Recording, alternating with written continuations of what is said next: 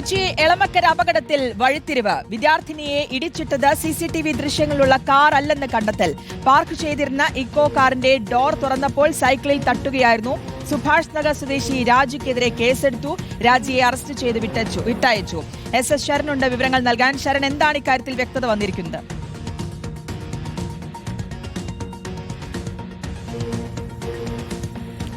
Sharan,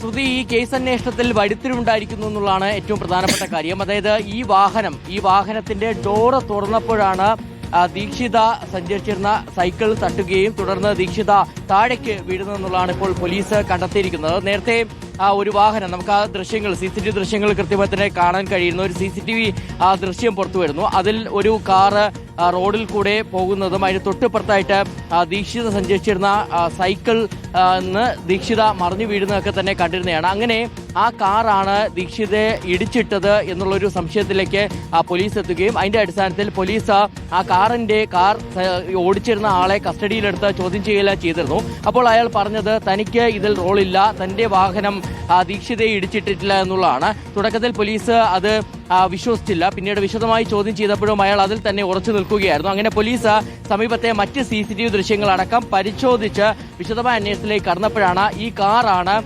ദീക്ഷിതയുടെ cycle തട്ടിയെന്നുള്ളത് കണ്ടെത്തിയിരിക്കുന്നത്. അതായത് ഈ കാറ് ഒരു വശത്തായിട്ട് പാർക്ക് ചെയ്തിരിക്കുകയായിരുന്നു.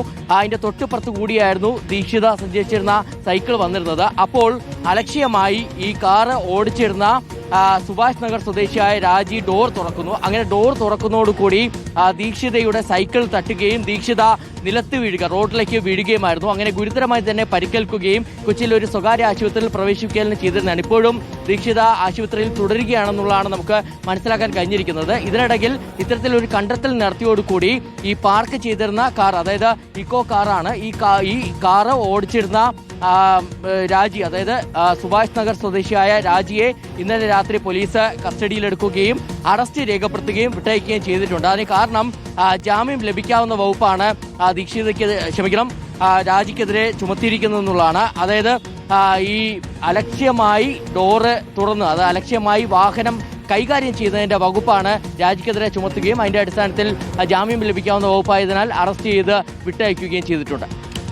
ശരൺ, എന്തായാലും ഒരു നിർണായകമായിട്ടുള്ള വഴിത്തിരിവായിരുന്നു ഇതിൽ ഉണ്ടായത്. ആ സിസിടിവി ദൃശ്യങ്ങൾ കേന്ദ്രീകരിച്ചൊക്കെ നടത്തിയൊരു അന്വേഷണം ആദ്യഘട്ടത്തിൽ ഒരു തെറ്റിദ്ധാരണ ഉണ്ടാകുന്നു. പിന്നീടാണ് ഇതിലേക്ക് എത്തുന്നത്. ആരാണ്, എങ്ങനെയാണ് ഇത് സംഭവിച്ചത് എന്നുള്ളൊരു കൃത്യമായിട്ടുള്ള വിവരത്തിലേക്ക് എത്തുന്നത്. എങ്ങനെയാണ് പോലീസ് കൃത്യമായിട്ടും ഈ ഇക്കോ കാറാണ് അതിന് അപകടമുണ്ടാക്കിയത് എന്ന് മനസ്സിലാക്കുന്നത്?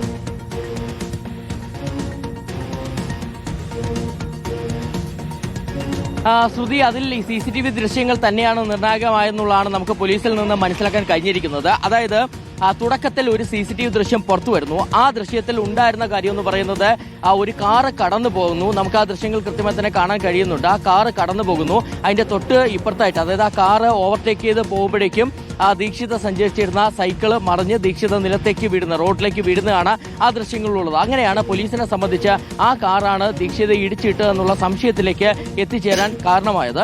എന്നാൽ അതിന് പിന്നാലെ ഇത്തരത്തിൽ ആ കാറ് ഓടിച്ചിരുന്ന ആളെ കസ്റ്റഡിയിലെടുത്ത് ചോദ്യം ചെയ്തപ്പോൾ അയാൾ അത് നിഷേധിക്കുകയായിരുന്നു. അതിന്റെ അടിസ്ഥാനത്തിൽ പരിസരത്തുള്ള മറ്റ് സിസിടിവി ദൃശ്യങ്ങളൊക്കെ തന്നെ പോലീസ് പരിശോധിച്ചു. അങ്ങനെ പരിശോധിച്ചപ്പോഴാണ് ഈ കാറിന്റെ ഡോറ് അലക്ഷ്യമായി തുറന്നതിനെ തുടർന്നാണ് ദീക്ഷിതയുടെ സൈക്കിളിൽ തട്ടുകയും ദീക്ഷിത റോഡിലേക്ക് വീഴുന്ന ഒരു സാഹചര്യം ഉണ്ടായെന്നുള്ളതാണ് പോലീസ് കണ്ടെത്തുകയും ചെയ്തിരിക്കുന്നത്. അക്കാര്യം സ്ഥിരീകരിച്ചോടുകൂടിയാണ് ഈ കാറ് ഓടിച്ചിരുന്നത്. നമുക്കറിയാം, ഇത് സ്കൂൾ വാനാണ്, ഓൺ സ്കൂൾ ഡ്യൂട്ടി എന്ന് എഴുതിയിട്ടുള്ള ബോർഡ് വെച്ചിട്ടുള്ള സ്കൂൾ വാനാണ്. ഈ വാൻ അവിടെ പാർക്ക് ചെയ്തിരിക്കുന്നു. അങ്ങനെ ഡോർ തുറന്നതോടുകൂടി അത് ദീക്ഷിതയുടെ നൽകിയത്.